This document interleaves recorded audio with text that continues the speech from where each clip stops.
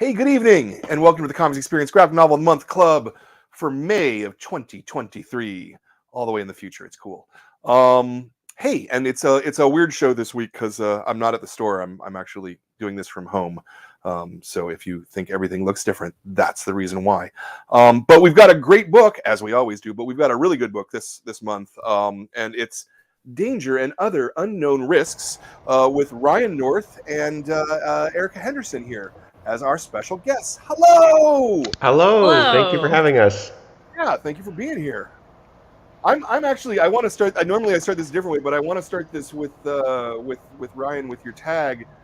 Writer once got stuck in a hole. True, what kind of I did. It was a skate bowl. I was walking with my dog Chomsky, and I went down to get a photo with him, and it was raining, and we both couldn't get out. And I posted on Twitter being like, hypothetically, if you were stuck in this hole, what would you do? And over the course of an hour, people on Twitter got me out of the hole, and it was fun. It was great. And then I got home, and The Guardian had written a story about it. So suddenly it's international news that I got stuck in a hole. And all these hole experts came out in the comments about what they would have done, and why did they not simply call the police? And I didn't call the police because I want to be distracting them from a guy stuck in a hole. So it was great. Yeah, my true claim to fame. That you could have climbed out easily, but it was kind of like you have a fox and a goose in like one raft situation. Yeah, I'm not going to leave my dog behind. It's crazy. Yeah. Me and Chomsky couldn't get out together unless we used my umbrella with the leash to lengthen the leash I could hold on to him with, and then since he was in a harness, I could use that and the umbrella to support his rear end to get him out of the hole, thereby successfully escaping the hole. That would have been neat. It was a fun. One of the few fun days on Twitter, actually. Yeah, you got like a real LucasArts experience. Yeah, we combined items in my inventory to help me escape. Love it. I love it. Well, I've asked you guys this a couple of times, and in fact, Erica, this is Erica's third book that we picked. I've only asked you twice, though, or this will be the second time, but still.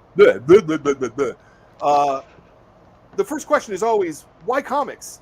I wonder if your answers have changed over the years too, right? Because, you think of different things about what you like about the medium and what excites you. There's so many things you guys could be doing. You're both incredibly talented.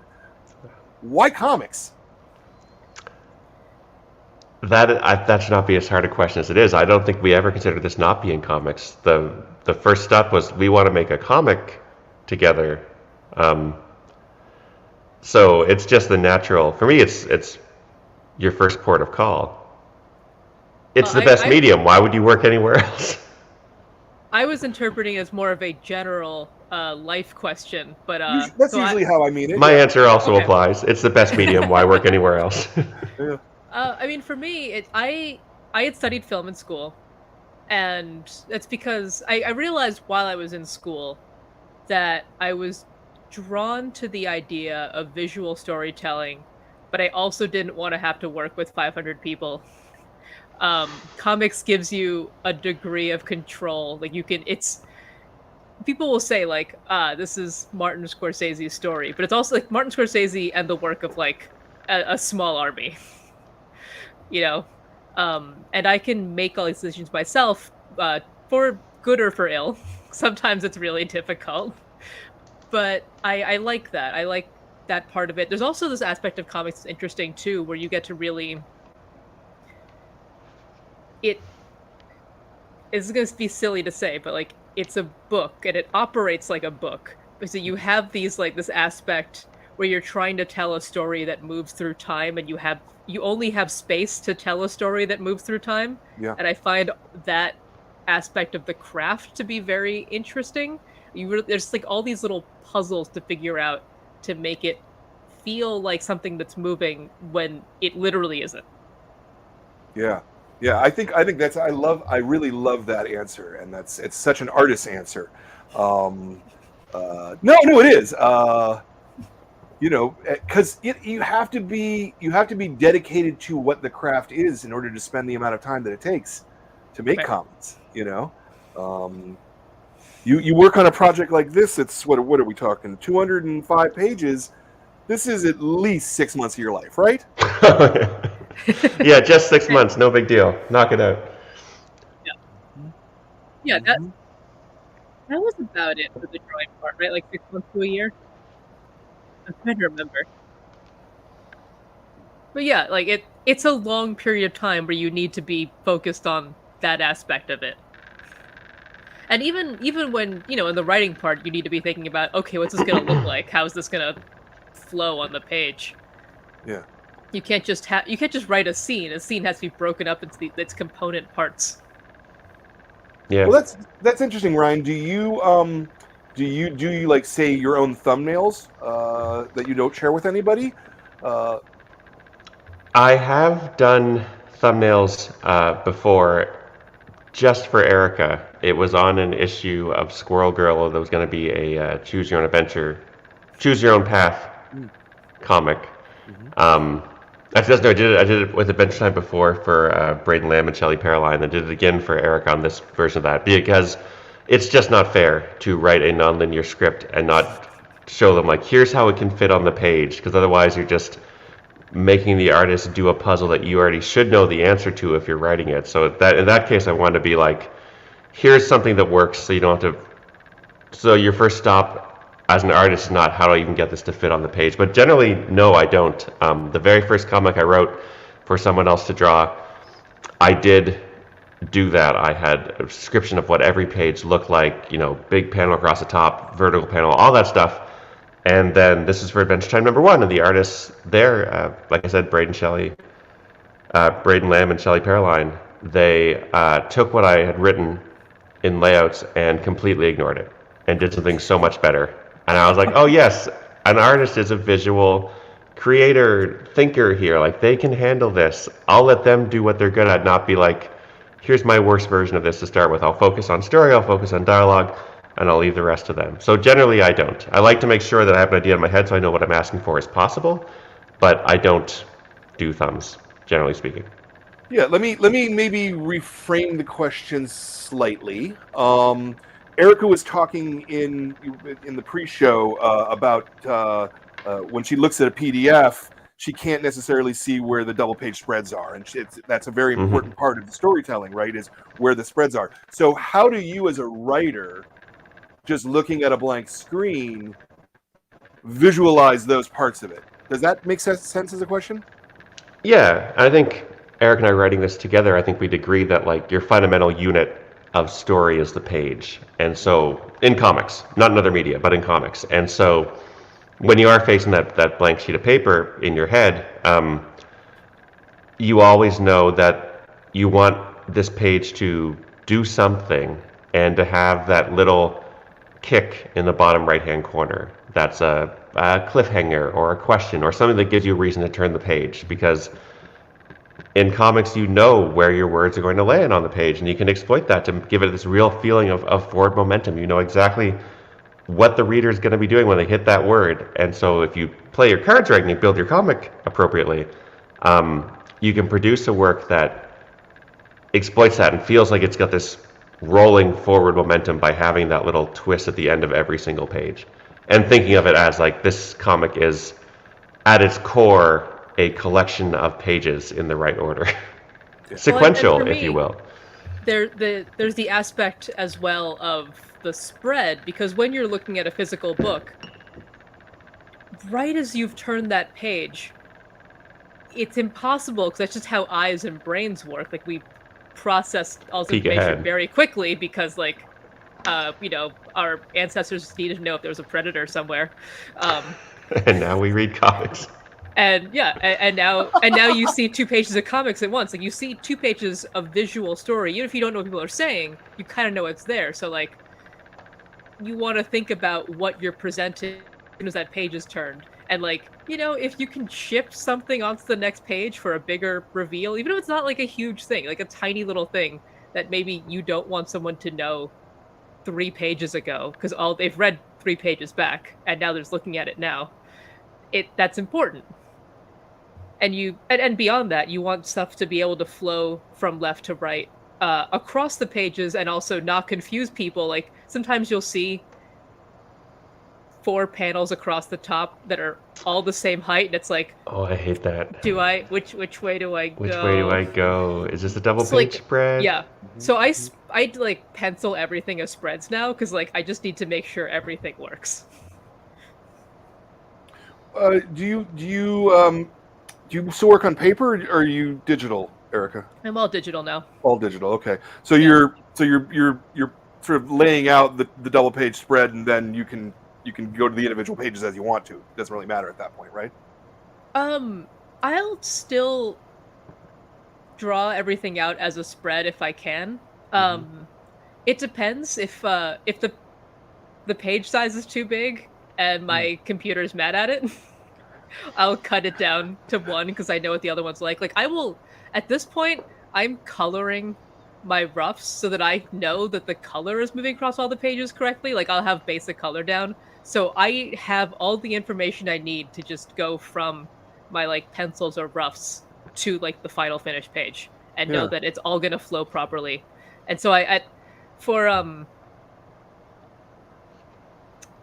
the last book I finished, I definitely cut them up. I think with Danger, I was still working with full spreads, just based on what different publishers wanted from me.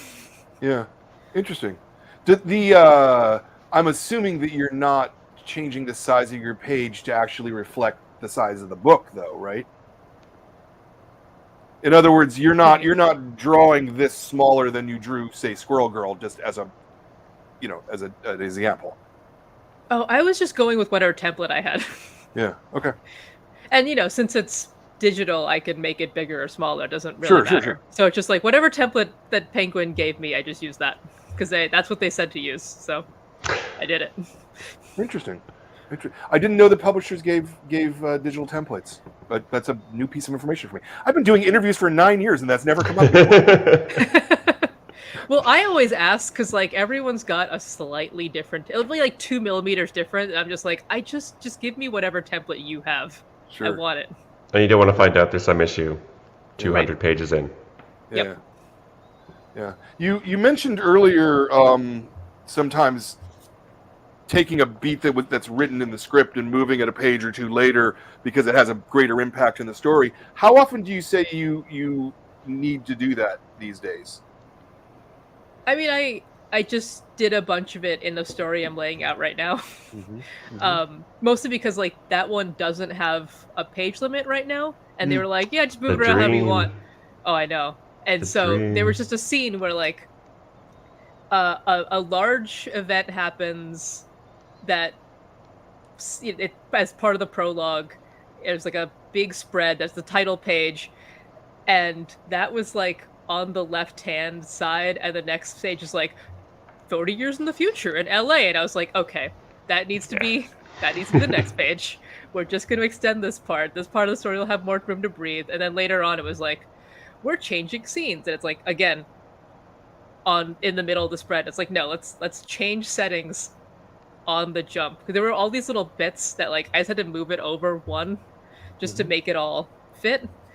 And yeah, like in that case, it was great because the writer was like, yeah, I don't care. Just change it. Make it good, please. And then I just finished Parasocial with Alex DeCampi, and she had the same feel as well. It was also its image, so like they don't care how many pages it's going to be because it's whatever. But there was less of that there because I feel like Alex DeCampi, because she also came from a film background, has a really good visual language.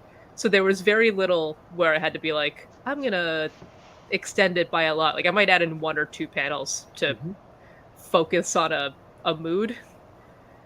So yeah, it's still happening all the time. Great. Yeah. I'm always fascinated by that part of the creative process, because you think you're going to do something and then you get to it and you're like, oh wait, that doesn't actually work now that I'm making it work, Yeah. I also just like to work with people who are chill about that kind of thing. Sure, of course. It's a collaborative medium. I don't think you should be working it if you don't want to collaborate. Yeah. Oh, 100%. No, Ryan, you lit up with the idea of like no fixed page count.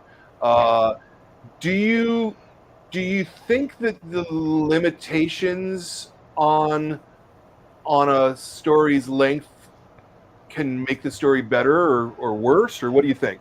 Yeah, I mean, with this book, correct me if I'm wrong, Erica, but I believe at the beginning we didn't have a page limit. We just kept going. At a certain point, they were like, so how long is this book going to be? Because it's not going to be infinite length. I started thinking about that.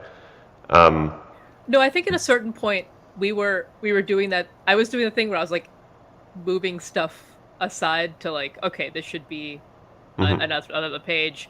And we were planning on doing that with the finished script, and they were like, okay, so it's 205. And then we were like, oh, okay, all right. 205 it is.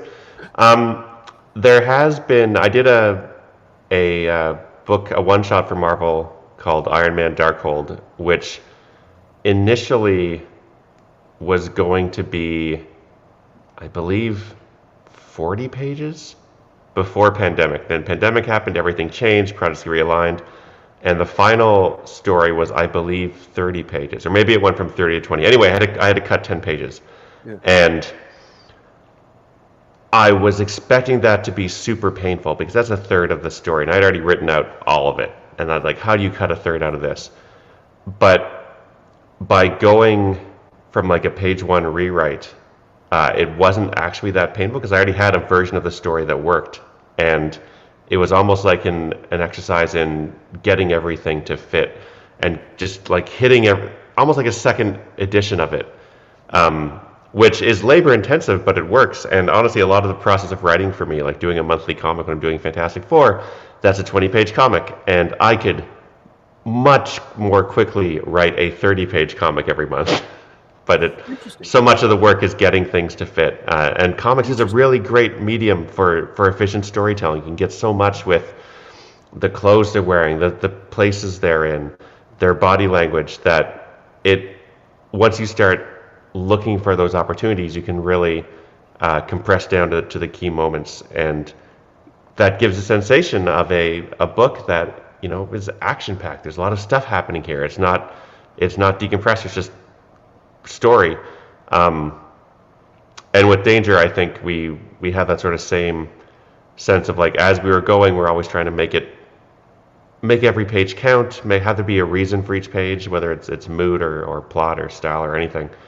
But it is always a fantasy of like stretching out, like, yeah, we've got 500 pages, we'll just enjoy ourselves. Yeah. How far into it were you when the 205-page barrier got made? It must have been we did 26 drafts of this story, which is a lot. Wow. The reason that number is so high is that we collaborated in a way that I don't think either of us had done before, where I would write a script and send it over to Erica, and she would rewrite the script, send it back to me, and I would rewrite her rewrite, send it back, forth. So it's a very collaborative, very trusting process. And I'm somewhere along those lines, the publisher's like, okay, we do need to publish this. We need to like start thinking about how big this book is, and they gave us a page limit, but don't remember where it was in that process. I'm not sure. I think might have been a little bit later on, because the beginning it was very fluid. A lot changed. Like, I'm assuming people who are watching this have read the book. Like in the first draft, Jason doesn't continue on. Jason's a one-chapter character. Jason dies, and as a boy. And as a boy. Well, and then I kept Jason as a boy. I was like, this character needs to stay. And there was like a love triangle. And then Ryan took it and was like, Jason's back and is a best friend and a girl. And there's no love triangle. So it's like major changes like fundamental choices to the story. Yeah, like huge. But then by the end, it was just little things like, oh, we gotta make this little adjustment, but it would still be a draft, right? Like that's now a new draft because we've changed like 2 pages in the last chapter. Mm-hmm. So you, correct me if I'm wrong, it sounds like you didn't have an outline essentially of the whole book, that you were... Oh, we had an outline. Oh, we sure did. We had a version of the book that was outlined and ready to go. And then we started to write it and be like, well, outline's just a map. We can go off the map. We can do different things. Sure. I think what works so well is, like I said before, the trust in that, like, if we were complete strangers who had been assigned by a large comics company to make this, we would not be being like, yeah, let's cut out this whole chapter, let's change this character's role, let's rewrite the story, because that's a hard thing to do. But we could do it because we knew each other and liked each other and could like go through this process together. And it also, I think, made the final book stronger because in every one of these drafts, I don't think either of us was saying, okay, well, this is the bad draft. We're not going to go with this. We all thought, okay, this could be it. Let's see where we go with this. And so we're exploring different parts of the narrative, different parts of the story. And so the final quest that Marguerite and Daisy go on, there's all these places where they could have gone elsewhere. And you don't see those in the books, but we know where those would have been and what would have happened there. So it helps make the world feel, I think, more fleshed out and lived in, because we have actually fleshed it out. Like there's other stories that we didn't see that at one point were fully written and ready to go. Wow. Yeah, it's funny because like every chapter, none of the locations changed. Like not the goal, you know, the sort of base level goal of each chapter stayed the same, but like the emotional content of the book changed so much. Yeah, and there's chapters that, you know, did make in the final. Remember in one of the early drafts there was a really formalist chapter where they ended up I shot trapped. that down. I know. All my worst instincts were just destroyed. Yeah, I don't know that I've ever heard about a team working this way before. I find this utterly fascinating. When you say you were rewriting 26, 28 times, whatever it was, are those full rewrites, like word one rewrites, or are they? I like all of this up until this point, and then I'm going to start changing things. Earlier the draft, the more of that there was. I feel like chapter 1 largely stayed the same, except for maybe like, oh, we don't need this word here or that line there. Yeah. But then, I think starting with chapter 2 even, there was a lot of it was gone. And then it was like, oh, well, now we're here. Well, chapter 2 changed, now I gotta change this. Oh, the chapter 3 changed, and now this is... So it was sort of... It was weird, because it wasn't fully a ground-up rewrite, because you're still looking at what was there and saying, okay, this is the structure that I'm working with, and I've changed... Like, there's still this foundation, but as, like, this change happens, I have to make what's around the foundation match. And then the same, you know, when Brian was doing his, like, he would start with, like, oh, I'm changing this, and then as you read it again and go through, you're like, oh, no, This needs to change. This needs to change. Yep. It's just constant snowballing. It's interesting. I hadn't realized this before, but this is pretty close to how like a motion picture gets made, where you would have a writer do a draft, and then it goes off to a different writer who does their draft, and then someone else might try to punch it up. There's all these different people collaborating across time to make the best movie they can. In this case, it was just us being like, all right, well, let's do this instead, and let's run in this direction. Yeah. So how long did it take you guys to finalize the script then? Do you remember? I have no idea. It was a long time. This is not a simple process. The initial conversations we had were at super high level, like, you know, what's the story about? What do we care about? And I'd forgotten this, but Erica reminded me that everything she would pitch, I would say, yes, and there should be a talking dog.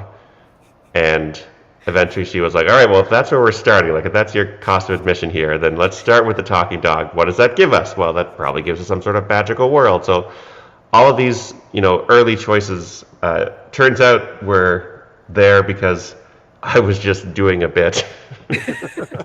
Yeah, our core foundation was talking dog, and everything else, that was the seed from which this book germinated. Yeah. Okay, so well, let's go to the beginning then. Why did you guys want to do this book? Whether or not you had figured out the talking dog. Okay, so I had signed a contract with Penguin to do a different book with someone else and that someone else flaked for 2 years and kept saying that they were about to turn in a script when in fact they had not started writing. Wow. And so I turned to my agent and said, I'm not doing this anymore. I've turned down work. And he talked to them and they said, you can keep your contract if you bring us a new book. So I went to Ryan and said, hey, do you want to make a book? So that was it. Like, no one ever has a contract and no idea. But since that's very unusual. Yeah, we were already a known quantity. They were like, sure, yes, great, bring in Ryan. Give us book. Which is a very, like we're saying, a very unusual place to be in, where we had a complete blank slate. I think we had 1 half-hour phone call. We were like, I don't know, maybe an anthology of short stories. And they said, sure. And then we came back 6 months, a year later with like, okay, here's the script. And it is not an anthology of short stories. That was a piece that stuck, though, because like that's partly why the structure is this kind of like Tolkien with the writing, just the good parts cut out. Yeah. Because the first idea was it would be this adventure, but it would look like a series of short stories with the same characters and reveal itself to be a story, like a single story. And then after a while, we were like, that's too annoying. Let's just make it one story. Let's just tell a story. One of the early talks we had were like, what is this? What do we want to do? Like, what is this story about? What are we passionate about? I went on this little rant to Erica about America. And I was like, look, you are a country founded explicitly on rejecting the divine right of kings to rule. And then you have all these stories about special people who, by nature of their birth, get to rule. So like what is this contradiction? Why do you love these chosen one narratives? I'm so cheesed at chosen one narratives. And Eric was like, I am unwilling and unable to explain America to you to figure this one out on your own. But I remember her saying, like, if this is something that like you're clearly passionate about, maybe we should look at that a bit closer. And so one of the structures of this story is like looking at this idea of you are born special, and that means you have this special destiny that's better than everyone else's, and this is your privilege in life. And a lot of the structure of danger has been like, this is kind of a really lousy idea. And what a horrible thing to say and do to someone. And let's I'm not sure if the word is deconstruct, but let's like look at this seriously and see what this implies, and maybe tell a story where that's not the greatest thing to ever happen to someone. Yeah. No, and that everything that she's taught is different than what it ends up being. So I find that fascinating as well. That not that that's a fairly common trope in stories, but I think it worked especially well here. That as a member of the audience, I felt part of the story from that.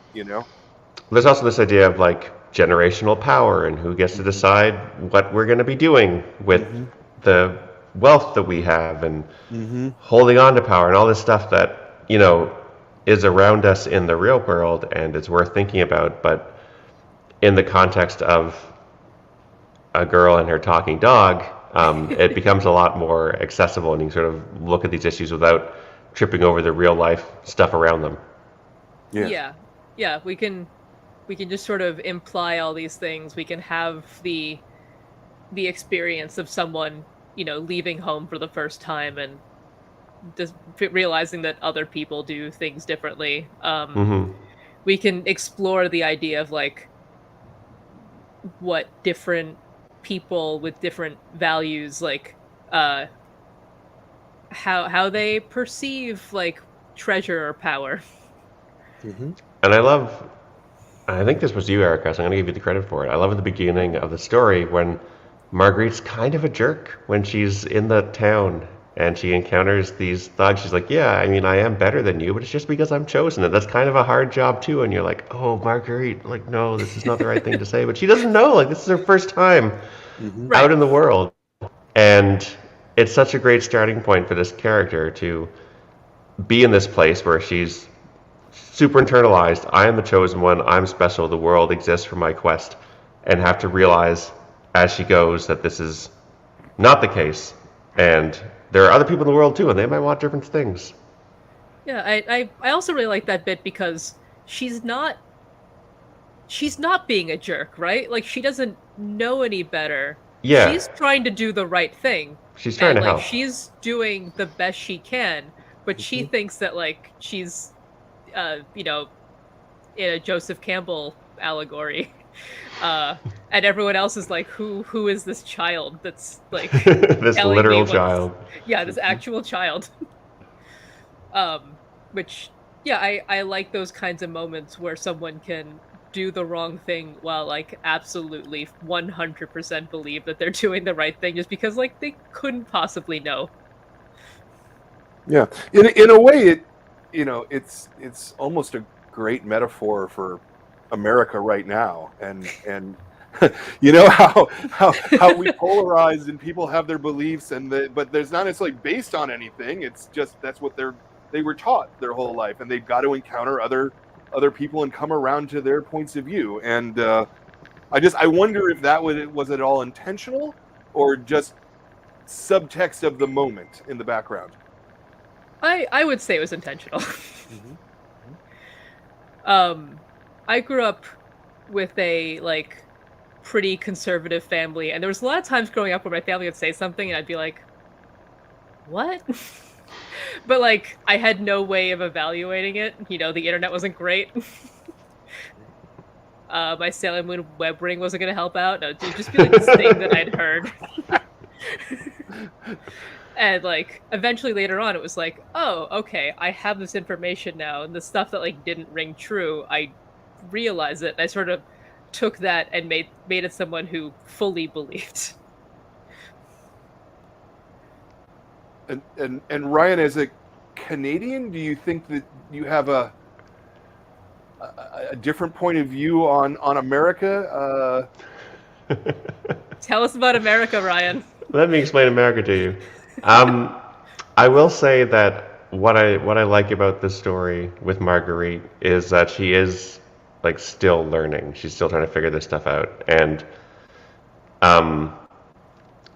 a lot of it is like she's never encountered before. She doesn't have the language for it, and it reminded me a lot of an encounter I had with an older adult in my life early on in the pandemic, and her initial response to seeing the slogan Black Lives Matter was say, oh, well, yeah, but all lives matter. And she didn't mean it in the sense of when normally people say all lives matter, what they mean by that. And so it's this thing of like, okay, I get to explain to you what's being said and what's being unsaid and what the context is, so that when you say all lives matter, you're not actually saying what you think you're saying. And it's like this harm that is caused just by not knowing, just by not understanding this stuff, because you're not in that world and you've never encountered it before, and you are this babe in the woods wandering through and not realizing the things you're knocking over. And I think it's an interesting place for a character to start, where, like, I think Marguerite's great, I like her, but she's basically raised in a cult. She's raised by her uncle to believe the things that he wants her to believe, and then she's set out into the world with no preparation for anything. And if you've had friends, Americans, raised, maybe not exactly in a cult, but, like, I've had some friends who relate some pretty particular religious upbringings where, you know, they're not allowed to watch TV, and there's all these things that they're shielded from. Those kids see the world in a different way, and they have a choice at some point to continue seeing the world in that way or to see more of the world in a larger way. And that's a hard thing to do, because it's always nice to go back to the world that you think you know, right? And be like, things were easy when I was 6. And the truth is, they weren't easy when you were 6. You were just an easier person. You were a simpler person. You didn't see the complexity. Yeah. If there's if there's a problem in our country today, I fear sometimes that it's that people aren't being allowed to make, or they're being less allowed to make their own decisions to learn about things. All of these local governments, like banning books, defunding their own public libraries because they're afraid of information getting to people. And I fear for what that's going to do in the long run for those people, because your choices are less if you don't have the information to find things out in the first place. I'm sorry, that's probably too heavy of a sidebar. That's fine. I mean, you're not wrong. I think books should be challenging, and you should read things that you don't necessarily agree with. I mean, I've had one of my books I know for sure has been pulled from libraries in Florida. Which one? Not a great feeling. Oh, it's the I say my book. It's the graphic novel of Slaughterhouse-Five. So it's Vonnegut's and my book, but like this is Slaughterhouse-Five has a history of being challenged. I'm not exactly sure why, except for like it's very frank, and it's not shying away from what war is, and maybe there's people who don't want that known, but it's not a book that I read as a Canadian high school student and thought, oh my God, I shouldn't be reading this. Right. I thought, oh my God, this book is doing stuff with this subject matter that I've never seen done before, and I didn't know a book can do this, and this is opening up new vistas that I'd never considered before, and like this is such a cool text. And it's just a shame to think that that would be denied to people. Yeah, especially, I think comic books, I mean, not to keep on this sad tangent, but I feel comic books are especially vulnerable because they are so graphic. Like, you can flip through a book of prose and have no idea what the book's about. You can flip through a book of comics and you can get an idea of what that book is about. 100%. And you might see something that you don't like, and that it took you 2 seconds to be like, now I get to challenge this book, where it takes you a day to read a prose book. So we're in the comics medium more vulnerable to superficial objections, because you can get a very superficial understanding of a book really easily. They're so accessible and they're so fun and they're so easy to read. Well, turn that into a weakness. If your objections are only that the surface level thing even exists, then that's pretty easy to find the things that you don't like. Yeah. Yeah, and you know, once you put a thing in imagery, it changes it from when it's just prose. People always ask, you know, why aren't YA comics bigger than they are? Because YA prose is certainly much larger as a percentage, and I think that a lot of it is that once you start taking some of the themes and parts of YA prose and you illustrate them, you make them much more serious. You know, sex is bigger, violence is bigger once they're in comic form. Right, like you can imply a sex scene in a book, but once you draw a sex scene in a book, that's a different. That's not a YA book anymore. We had that in Slaughterhouse. There's a scene where the characters are naked, and in prose he just says the characters are naked, and we can move on. But in comics, like, you're going to be seeing a bunch of naked adults standing around, unless you do something to dance around that, which is what we end up doing, because it becomes a distraction at that point. Well, at that, but also you have to decide, like, is it more distracting to have naked people or to have a bunch of things flying around covering their genitals? We mostly just shot from the waist up. Okay. And then for the female characters, always had birds flying by, so it was fine. Right. Oh, okay. So okay, you guys worked on the script for a while, maybe up to a year. It sounded like you said. Maybe. Eric, at that point, you've got to go and start drawing. What does that look like to you for a book this size? I did all the layouts first, because up until the very end, the script was still malleable, like much less malleable, but it were still like, as I was going through, it'd be like, well, I gotta cut one word out of here, just stuff like that, just all the way till the last page. Because I also did lettering, and so the layout part did involve some, like, okay, do I need to add anything, take anything out? Because, like, I do try to visualize as I go, but also it literally being on the page is different. And then I do my roughs, which are basically pencils with some color. Really, you're putting color in at the pencil stage. That's interesting. Well, because I started doing this with Dracula. Dracula, comma, swear word. Motherfucker. I didn't know if we were swearing on this. Yeah, we can. This is the adult show. It's not the kid show. If it was a kid show, I would say yes, swear word. But okay, say motherfucker all you want. Dracula, comma, motherfucker, exclamation point.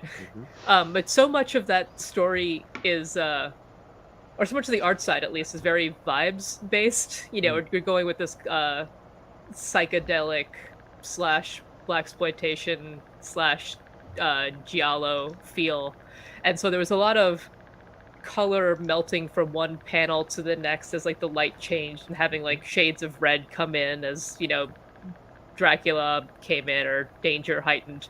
And so I started doing it there because like I need to know that these colors will work, that I can apply this information. And then I just kept doing it for everything because I realized like, wait, if you're doing literally any other piece of art, when you're figuring something out, you want to know what the colors look right? Like there's going to be a color sketch. There's going to be... Why don't we do that when there's like 10 to 20 drawings per like spread where it all has to make sense together and work in tandem and move from one to the next? Like, why aren't we doing that? Like, I want this information to move a certain way, and the color is it's a big part of that. So yeah, like I've been putting color into those. Like I don't need to color every single panel. At a certain point, like the first panel in a scene, like that'll fully be colors. I want to make sure I know what the color story is, how everyone's lit and all that. And especially if there's strong directional lighting, like I'll know what this page looks like now, so I can have the one panel and then the rest of it's like, okay, I know what this is like. But yeah, like I've started doing that, and I really like it. It's interesting, yeah. I like that as well. When you do your layouts, are you doing multiple on a page so you can see kind of 10, 20 pages at a time, or are you doing them page by page and just flipping through them?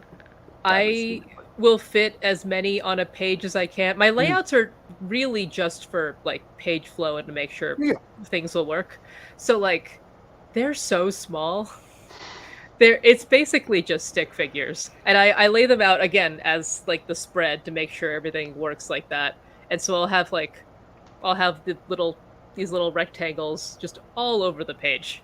Just as many as I can get on. I don't even be wasting paper for stick figures. Yeah. I don't have any layouts to show, but I have some of the early character designs for the book we could look at. Yeah, back when the book took place like 200 years in the future. And the characters were going to look more fantasy.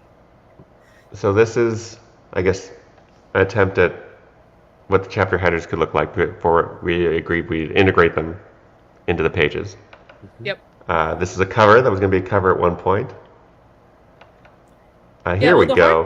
The hard thing with the cover, go back to the cover, is that how do you get this story across? Yeah, without it with a single image. With a single image, you don't want to like give away any of the other characters. Every single chapter, the setting is different. You don't want any single chapter to feel like it's the important thing. You don't want any particular antagonist to feel like it's the important thing.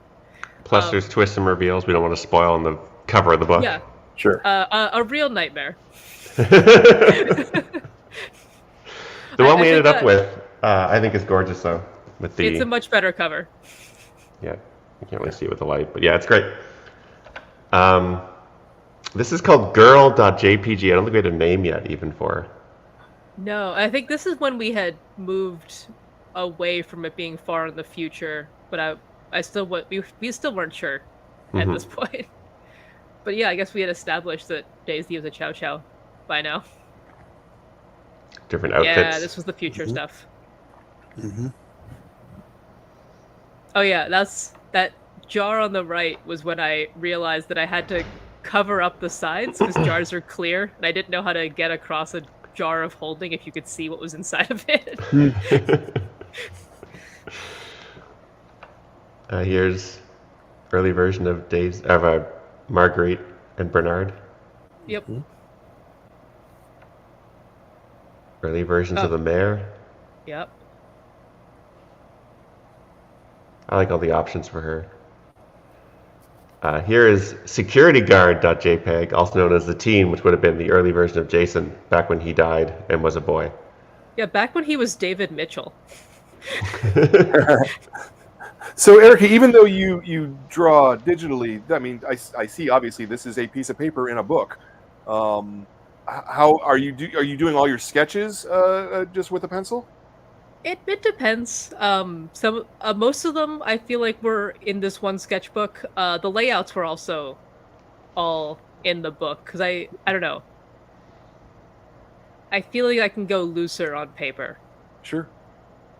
And so I like being able to just like whip out the book and just scrawl something down, and I don't know what it is. Like you can erase much more easily on a screen, but there's something that feels more malleable about erasing with a pencil. But that's like purely all in my own head. That's just me. I'm not an artist, so I don't know. Are the erasing tools as flexible as the drawing tools are? I mean it. Oh yeah, I mean like if I just did a line drawing, I could just you just erase it. It's just gone. It's deleted. Well, sure, but like because one of the things you can do with erasers, you can erase part of the line and erase something over here in very small, light ways. If you see what I mean. Oh yeah, I mean you can.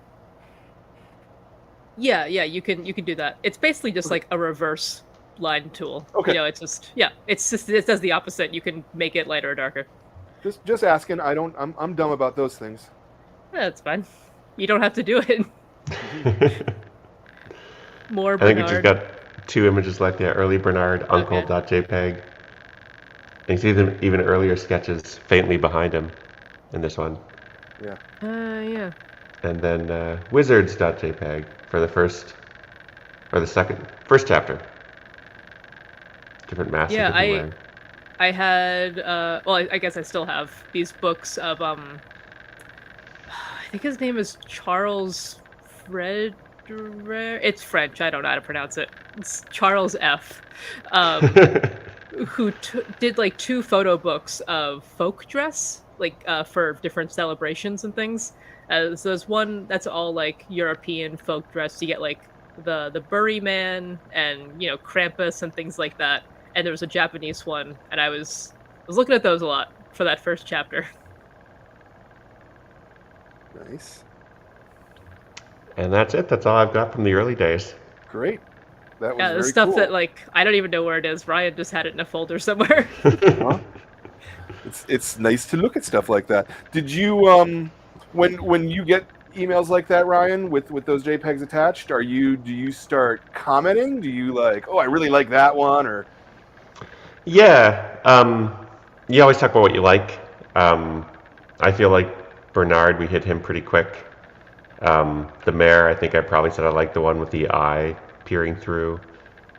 Just sort of high-level feedback on what works and what I think is interesting. I also, when I'm writing, I like to keep it open for inspiration. So like that girl.jpg, what would this character do in this situation? We did that for Squirrel Girl, the very first issue. Erica had sent over some sketches of what the character could look like, and it really crystallized the personality of the character for me, so it's very useful. Although I think it's funny with Marguerite, because I heard you say elsewhere, Erica, that at the end you're basically drawing yourself as a girl. Yeah. With the Squirrel Girl one was funny because like I didn't know you had those. Like we didn't meet each other. We weren't allowed to talk to each other initially, yeah. Yeah, I know. We were sort of pulled separately to say like, if you were to do Squirrel Girl, what would you do? And I had no idea the other one was involved. We didn't know each other. Mm-hmm. And I didn't even know that Ryan had the sketches. that like I had only done because they were like, "Hey, do you want to do Squirrel Girl?" And I was like, "Sure." Can I change that costume? And having no idea what the book was, because I didn't know who was writing it, I didn't know what they wanted to do. No idea what tone was going to be. I just did like 4 pages of different drawings of like just different characters, really, because I didn't know who this character was. You know, like we didn't have anything established outside of the like 20 pages that existed already. More than 20, but you know what I mean. Yeah. And there's stuff that really resonated. Like I remember I was like, those acorn earrings, I wanted them. Let's use those. And like let's combine these elements. What's it like to create a character like that who then goes on to have a life totally outside of you, in animation or whatever? Is it easy? Is it hard? I wonder what the emotions are like. We wrote about it a bit in the final issue 50. I remember the metaphor I used, because we didn't create her, but like we reinvented her. We took this character and like, let's tweak it, turn a bunch of dials. Yeah. And the metaphor I had after 58 issues with her was, I don't have any children, but I imagined it felt like what it would be like seeing your kid go off to school, where you spent, 5 years with this person, raising them as best you can, training them, trying to help them figure out who they are and who they want to be, and then you're sending them out into the world, and there will be other people influencing her and telling her different things, but all you can do is hope that the foundation you've given her is enough to sustain her. And this sounds, I hate when writers talk like this. It sounds so alien to my experience. Like, these people do not live in my head. They do not talk to me. I tell them what to say. I'm, as a writer, like, this is what happens. But I had this sense of like, this is a character that existed before me. It will exist after me. And all I can do is sort of give them a push in the right direction and hope it sticks. Because the next version of Squirrel Girl, anything could happen.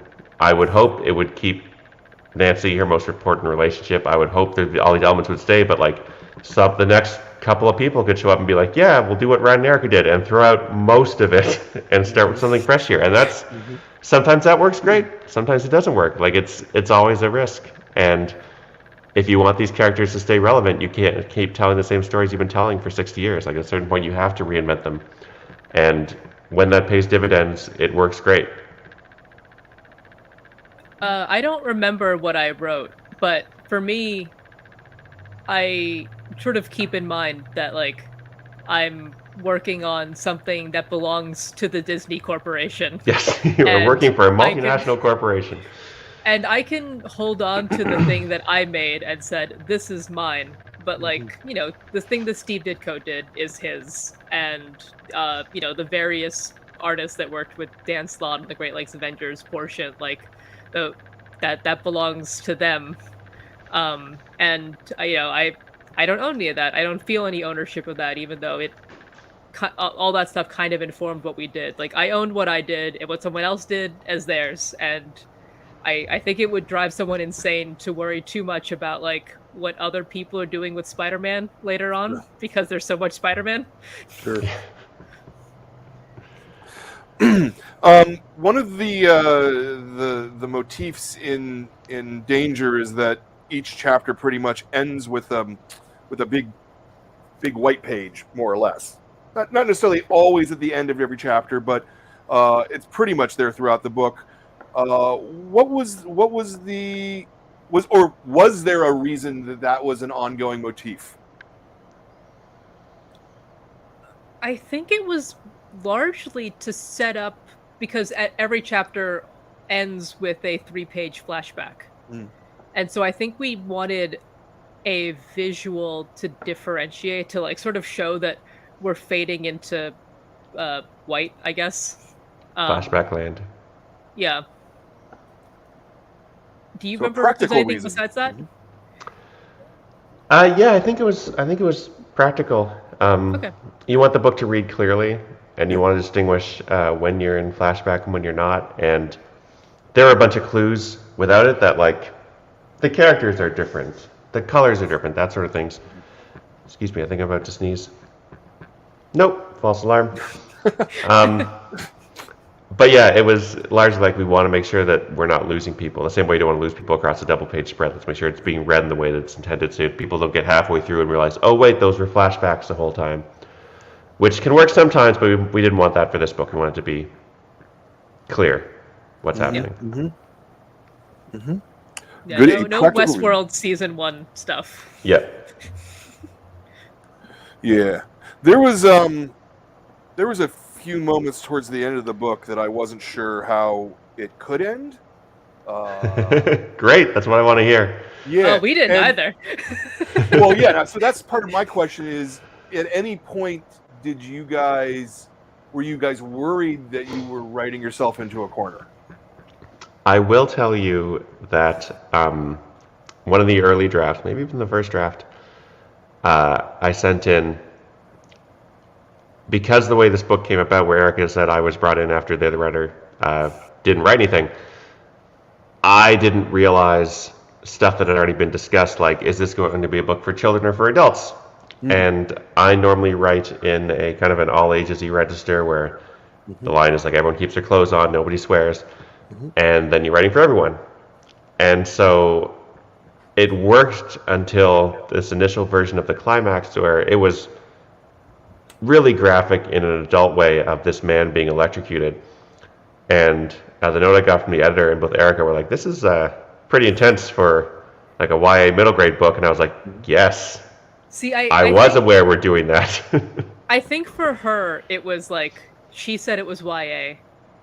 And then for me, I was like, I think this is like tonally incorrect for the relationship of the characters. Yeah. So it's kind of like punished so harshly. It was too much of a punishment for the story too, for sure. But one of the very early things we discussed when the initial choice was going to be, does she keep the world the way it is or does she send it back? And that's not the choice you end up facing in the book. But I remember us having discussions of like, well, what is the answer here? Like, what do we want to say in this situation?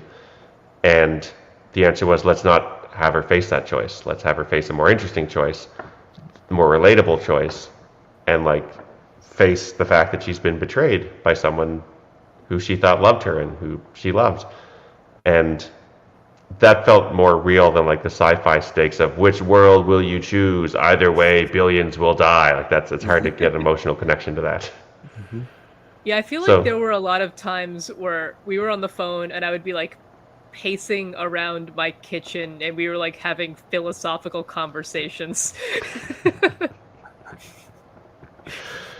Which is good. I feel like so much like, what is this? Yeah. What is life?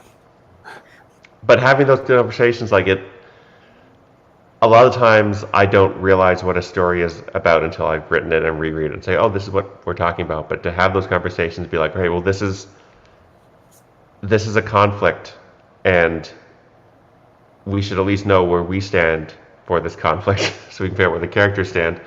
Well, and I think that's partly why there were so many rewrites, because we got to the end and like it changed a lot. Like the setting of the last chapter was not what it is. That's the one setting that changed. Like, it was still the house, but that section of the house did not exist. Because that was we're reading, we've read the book now. We've written the book, now we get to actually read it and like live in it instead of sort of obsess over details. And we're like, oh, okay, this is what this is. This is what these people are doing and what they want. And like that setting came draft 15 or something. It was late. It was weirdly late for how important it is. You're talking about the man cave? I am. I didn't know how vague you're being. You see, everyone's read it. I'm assuming they've read it. If not, I would assume that as well. Okay, yeah. I'm talking about the man cave because it was that Bernard is a magician, and so he's gonna have the fact that it was a magician's den or workshop was always there, and then it was like, wait, this guy fucking hates magic. Like somewhere, like, you know, in month 6 or something, we were like, wait, why would this guy have a magic workshop? He doesn't want to be here. And like, yeah, I think being able to read our book and then keep rereading our book as it changed, we got to really figure out what it was. Well, it sounds to me like you guys just had a phenomenally collaborative relationship on this book. Has it changed the way you've worked on your next project? No, no, I wouldn't do this. No, I wouldn't do this with someone who didn't have the same relationship as I do with Erica, because it's I keep using that word trust. Like it would hurt to send in a script to a complete stranger, and they sent back stuff with like chapters removed and characters dying and they didn't die, and just like hold their stuff, because it'd be like, well, who the hell are you? Like, I thought I was the writer here and you're there. So it is a collaborative medium, but like that's a step beyond of like, we're writing this together, which is what Eric and I did. We wrote together, and that's a more intimate relationship creatively. Yeah, and I think like we had started looking into what more story would look like, because we were attempting to pitch this to Hollywood until the writer's strike happened, and we decided not to be scabs. Yes. So we had to. So we had already kind of started down that process again, because there was like, well, if you're gonna pitch this, Hollywood's gonna want to know what comes, you know, after the first story, after, you know, basically a condensed version of, or I don't know, condensed and expanded version of this book. So I believe that the two of us, we would do it again. But yeah, like, I don't know who else I would do this with. Just because, like, I don't write Fantastic Four this way. Plenty of Right.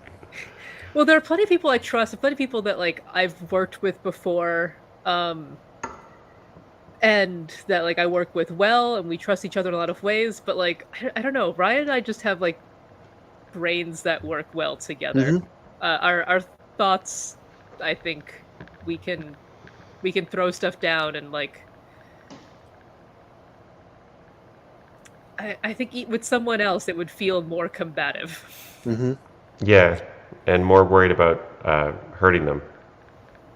Is there any part of the editorial process in doing periodical comics that's similar to working this way? In other words, does the editor take the role of a collaborator from breaking a plot? In my experience, not especially. Like they're helpful, but you wouldn't have that same level of collaboration. Like I wouldn't have a 2-hour conversation with an editor being like, I don't know, what's the next story about? Let's talk about stuff that we're interested in. Like, part of the job as the writer is to, like, you have to have a plot ready next month. This is what we're paying you for. I don't have time to spend 2 hours while you hem and haw and say, well, I want a talking dog in there somewhere. But like, with the added space of a book, you have the time to sort of really think about what you want to say and what's going on. Yeah, makes sense. Are you you haven't done a periodical comic in a while, Erica, right? Or am I missing something recent? No, I mean I have done only one's come out, but I've done a couple of like backups for the current Harley Quinn book, but not like anything monthly. They're really good too. I've seen them. Cool. How do you feel about the different formats, the 200-page canvas versus 22 pages? You know what? I like being able to make a little book, and everything's right here. It's all right here, and I like that. I also like being able to sit down longer and have these conversations. Like even with like the stuff I've done with Alex DeCampi, Dracula Motherfucker, and just recently finished Parasocial. Like, we'll still talk about what the book is, even though she sort of hands me a script. We get to talk about like what the characters are feeling, and what does this seem correct, and we get to sit around and like bask in it for a little bit. And there's no time for basking in monthly comics. That is true. Yeah. That is true. And this is the product of all basking, I suppose. Yeah. You're soaking in it. Well, that's great. And I think it really shows. I mean, there's a quality to this book that is different than most comics that I read. And prior to this conversation, I don't know that I could have put my finger on what that was, but I actually think it's the collaboration process that you're describing, which makes me think that. Yeah, Erica. Sorry, go ahead. What were you going to say? I was going to say I had this experience once before with doing the Slaughterhouse 5 adaptation, where I held the final book in my hand, and my name's on the cover, but Albert Montes did so much work in the art, and Kurt Vonnegut wrote the original story that didn't feel like I had written it in the way that holding a copy of Squirrel Girl or Fantastic Four or anything else did. And with this book, it also feels like, yes, me and Erica wrote it, but it feels like rather than being a RYAN North and Erica Henderson book, it feels like it was a book written by this third party called RYAN and Erica, that is a separate entity that has all the strengths, none of the weaknesses. Just a great Voltron coming together like that. That's neat. It's got to be just so satisfying to be able to have a collaboration that works like that. It's kind of the dream of comics in a way, is that team where you fill each other's gaps and you both make the thing better than it could have been separately. Go ahead. It feels almost like the sort of thing you would see in a movie, and then when you're watching it, you're like, that's not how that shit works. They were hired by Marvel to create a product. But it's true, like, I feel like we've been really lucky in that we were literally hired by Marvel to create a product. And I don't think when they're hiring something like, well, will these two people like each other on an individual basis so much so that they'll want to continue the relationship even when they're not being paid for it? And I don't think that there's an consideration at all, but I've had great luck in the collaborators that I've met through that process of being like, yeah, this is great. We would like to continue doing this together. Let's do more of it. Yeah, no, we really lucked out. But I also, I think part of that just goes to Will Moss, who I think is a very good editor and has a really good eye for combining people. Artistic sensibilities. We came together around the same time that Chip and Joe Quinones came together for Howard the Duck, and I can't think of them all right now because it's been a bunch of years. But Will put together a lot of good books. That was at exactly the same time, because I remember me and Chip were talking about doing a comic together, and then the next meeting we had, I was like, man, I got contacted by this editor at Marvel a few days ago, and he was like, Will Moss? So we contacted both of us at the same time. And that Ryan and Chip book did not end up happening, but we got Squirrel Girl and everything else out of it instead. So I remember, because it's funny, because I live near Joe, you live near Chip, and it was around the same time he was like, should I do a Howard the Duck book with Chip? And I was like, yes. And I think he's really happy with it now, but at the time he was like, Howard the Duck. No. Talking squirrels. Ugh. And our two parties had each talked about doing a crossover issue, and we came together and was like, oh great, we've all already discussed this. Perfect. And we have the same editor. That's funny. Yeah. That's funny. So, do you guys have your next collaboration in the brew stage? Nothing we can announce, I don't think. No, we've just only what I've discussed so far, which is we were trying to pitch something, which we are not going to now. Well, at least for a little while. Hopefully, a little while. Small, not. But. Yeah, I'm working on a whole bunch of stuff, and you're working on Fantastic Four, which I'm sure is taking up plenty of your time. Yeah, it's a hard book to write. No one tells you. I thought it'd be really doing a sci-fi concept every single month while carrying on a family dynamic is plus fits in 20 pages, easy. plus you need a twist. Yeah. Plus I'm doing all standalone stories, which is actually on top of that. So a whole new premise every month. Yeah, it's turns out it's a lot of work. This is the danger. You pitch a book you want to read, and then you have to write it. Yeah. But yeah. Right. So is there anything else you guys want to plug upcoming? You don't have to. It's fine. I always like giving people that opportunity. I've mentioned I finished Parasocial with Alex DeCampi. It's our sort of spiritual successor to Dracula Motherfucker, which it sort of continues these themes of loneliness and power dynamics, but is entirely different story. Nothing to do with Dracula. Or so you think. Coming. Until the last page when he pops out and says, "Surprise, motherfuckers, I'm back." But yeah, that's coming out in October. The thing I'm currently working on will not be done for a while, so I'm not going to talk about that. Understood. And I do a podcast with Matt Wilson and Benito Sereno. We started during the pandemic because we were sad and stuck at home. But we talk about we usually talk about Chucky, but right now we're talking about other horror doll movies. And our next episode is going to be about Dolly Dearest, which we all hated. We hate it so much. And for me, before Danger, I just had a book come out called How to Take Over the World, which is a nonfiction guide to pulling off comic book schemes here in the real world. I started writing it before I started Fantastic Four, and then realized a lot of this stuff dovetails very nicely. Like, there's some Doctor Doom stuff here that matches up.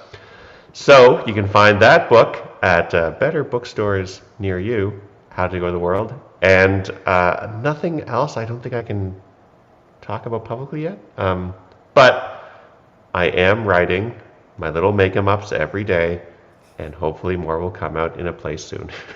Nice. Oh, excellent. Oh, and I'm on Twitter, Instagram, Tumblr. I've got a Patreon. All of those are at Erica Fails. It's nice and simple. You keep it derogatory. No one else takes it. Right. And also ericafails.bluesky if you've got an invite. Nice. Fancy. You can. And for me, not fancy. Yeah, I'm just saying we're both fancy. We're just a couple of fancy people. I'm trying to talk us up here. All right.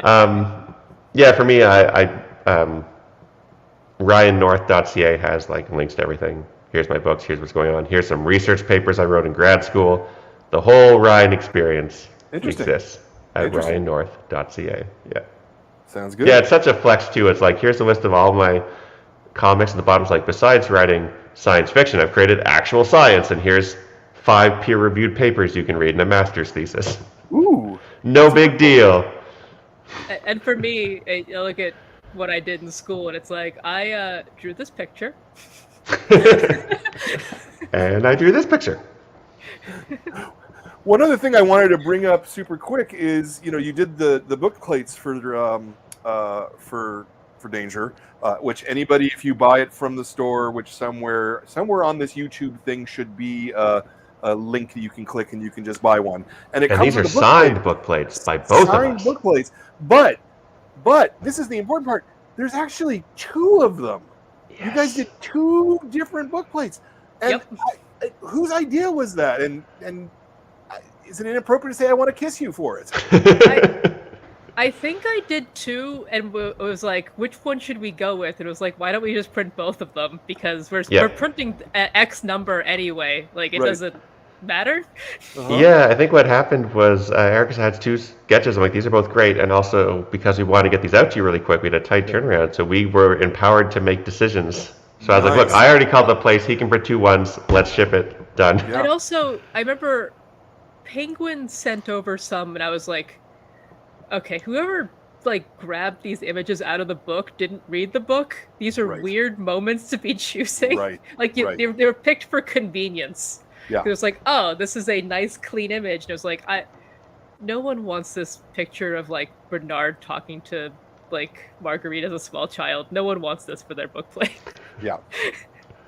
Yeah. No, I always appreciate when the artist is actually involved in the making the bookplate part, because yeah, sometimes we get the strangest things, from the publishers, and you can tell that it was just some marketing guy who did it. Like they're all well intentioned, of course, but Sure. they never look as good as something like these. These are really, really, really cool. I just have to say. So, if someone were to buy 2 copies of the book, I will make sure you get both bookplates. Just you can have one for yourself. You can give one to a friend. That's my promise to you, the studio audience. Or a young man or woman in your life, a niece or a nephew, an adult, all ages, baby. Exactly. Okay, and then the last place, and you've both already answered this question for us once before, but I always end on the same question, which is, this is a whole series of interviews with creators. We have an awful lot of people who watch these over the years who want to make comics themselves.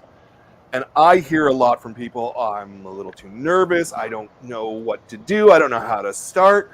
So if you were to give a piece of advice for someone who wants to make comics but just isn't quite sure what to do with themselves, what might that piece of advice be? And it can be something practical and physical, it can be something psychological, it can be something spiritual. What do you got for that person out there who wants to do comics? I am pretty sure the last time I answered this question, I said, put your work online, put it where people can see it, get benefit from it. So I'll give you a different answer. I still stand by that 100%. But I can also tell you, as someone who has been doing dinosaur comics, I make a comic called Dinosaur Comics, same pictures, different words, had the 20th anniversary this year. So that is 20 years of working with the same pictures with different words. And that makes it very easy to go look back and see what previous comics I had done with these pictures. And when I look at the earliest stuff I did 20 years on, as an artist who is now 20 years better at his job, I think these are not very good. I could do better now after 20 years experience. Of course I can. Hopefully I can. And so the advice is, don't worry about it being perfect. Just make sure it's something you're proud of. If it's something you don't think is good, you think is bad, I would not share that. But if you think it's good, there are others who will also think it's good, and your taste changes over time, your skills change over time.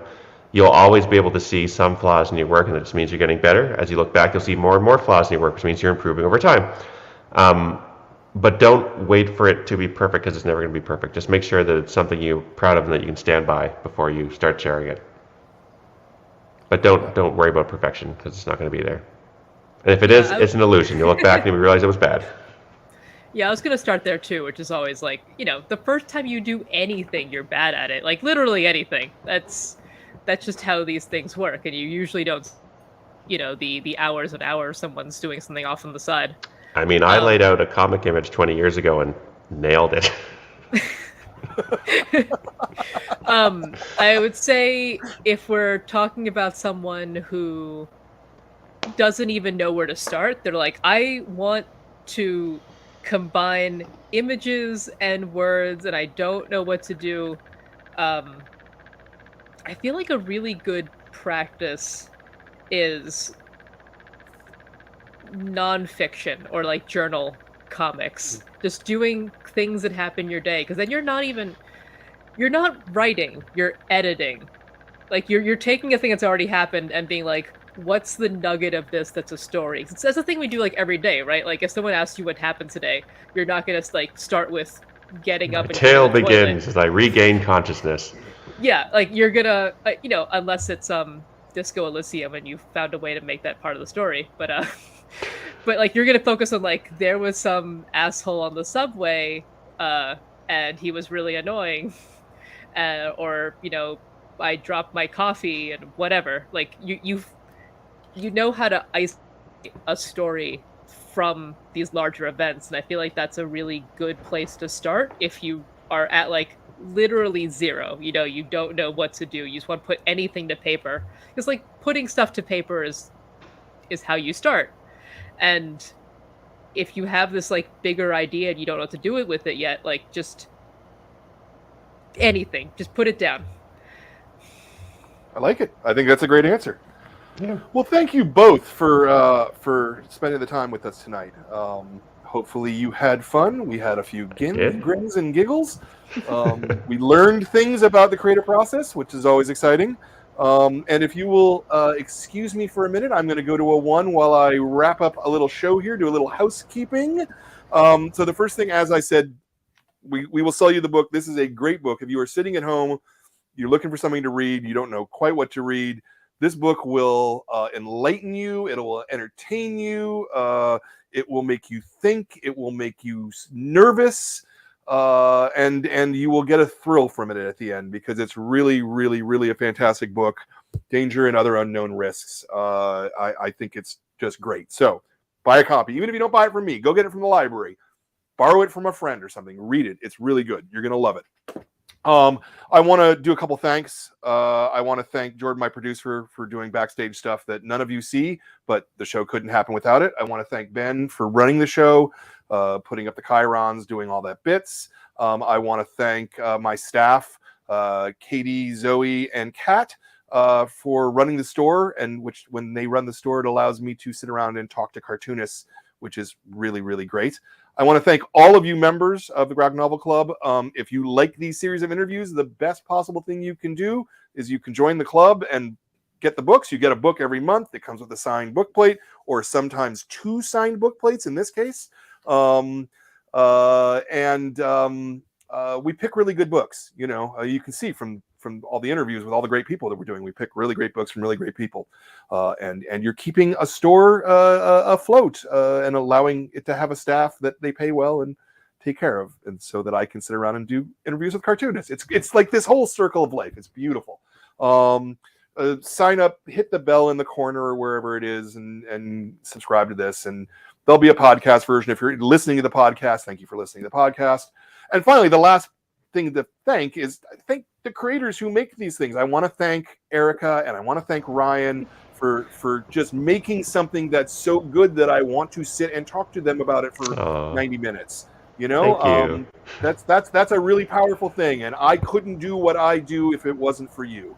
So thank you so much. That's amazing. Thank you. And also, like, as people who make books, the greatest hope is that it gets out in the world and connects with someone and doesn't just disappear. So hearing that was amazing. Thank you. Nice. I always tell people to make stuff for themselves and not worry about the audience, but it is nice when the audience also likes it. Yes. Our next, I forgot to say on the close-up part, the next interview is Scott Shantler for the Kids Club. Oh, great. His book's Squire and Knight, so that's coming, I think, 3 Sundays from now. And then the next adult club book, I wish I'd brought copies with me to hold up. I'm so silly sometimes. It's Adherent by Chris Kim. And so those are both really, really fantastic books that everyone's going to love. So come back for more interviews, all y'alls. Yeah. We'll see you next time. Thank you for watching this episode of the Graphic Novel of the Month Club. If you enjoyed what you were watching, please subscribe and hit that bell up in the top corner. If you enjoyed the books that we're talking about and the creators that we're talking to, every month we pick a brand new book.